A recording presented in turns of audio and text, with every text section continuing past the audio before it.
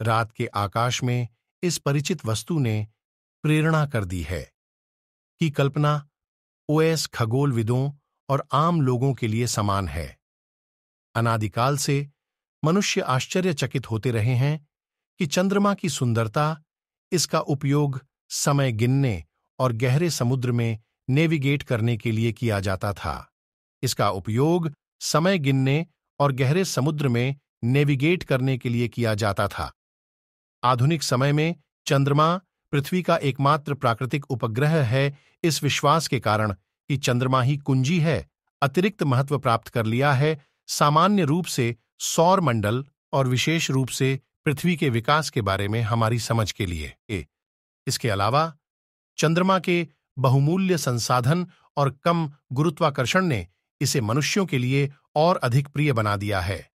भारत एक प्रमुख अंतरिक्ष यात्री राष्ट्र ने अपने चंद्रयान कार्यक्रम के माध्यम से चंद्रमा की विस्तृत खोज की है। देश ने चंद्रमा की कक्षा में जाने के लिए 2 रोबोटिक अंतरिक्ष यान भेजे हैं और इसकी सतह पर बार-बार नजर डालने के लिए चंद्रयान 1 ने चंद्रमा की सतह तक पहुंचने की भारत की क्षमता का प्रदर्शन किया अपनी पसंद के स्थान और समय पर, और इसके साथ भारत नवंबर 2008 में चंद्रमा की सतह पर पहुंचने वाला चौथा देश बन गया। इसके अलावा 2009 में चंद्रयान 1 द्वारा चंद्रमा पर पानी की निर्णायक खोज की गई। इसके अलावा 2009 में चंद्रयान 1 की चंद्रमा पर पानी की निर्णायक खोज को एक अग्रणी खोज के रूप में सराहा गया था। अनुवर्ती मिशन चंद्रयान 2 में एक ऑर्बिटर, विक्रम नामक एक लैंडर और प्रज्ञान नामक एक रोवर है।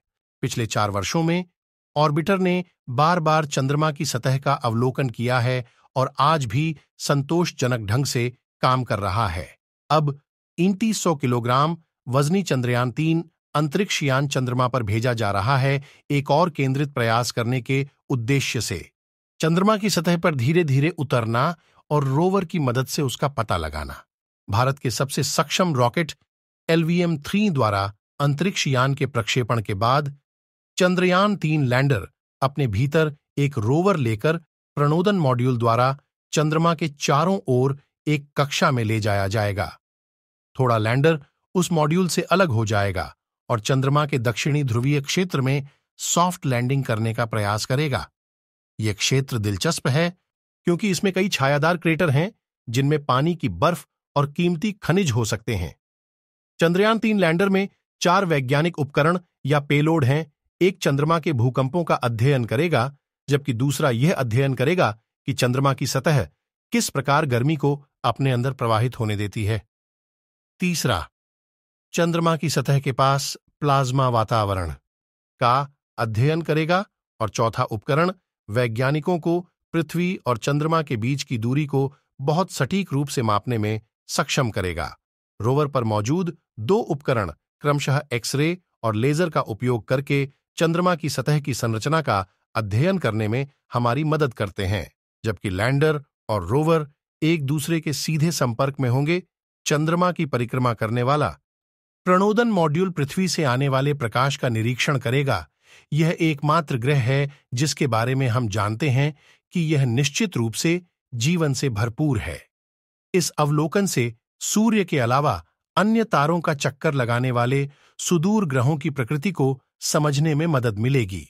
जैसे ही चंद्रयान 3 महत्वपूर्ण परीक्षणों से गुजर रहा है और प्रक्षेपण के लिए तैयार है, हजारों इसरो वैज्ञानिक, जिनमें वे वैज्ञानिक भी शामिल हैं जो इसे लॉन्च करेंगे, इसे नियंत्रित करेंगे और विशाल डिश एंटेना का उपयोग करके इससे बहुमूल्य वैज्ञानिक जानकारी प्राप्त करेंगे, आगे के चुनौतीपूर्ण कार्यों के लिए खुद को तैयार कर रहे हैं।